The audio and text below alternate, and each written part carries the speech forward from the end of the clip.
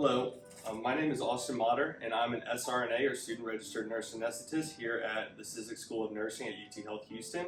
So some of the major reasons that I chose this program were its cost effectiveness, its ideal location, and small class size.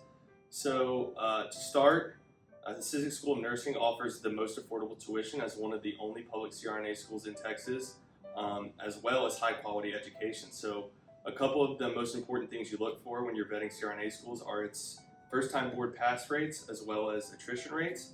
So UTHealth Houston boasts 100% board pass rates almost every single year, which shows that its students are generally successful when they're taking their NCE and they're prepared. And then on top of that, low attrition rates show that the students are generally successful academically as well as supported throughout their academic journey. Next was the location. So as a native Texan and a father to 2 kids, staying close to my family where I had a support system was huge for me.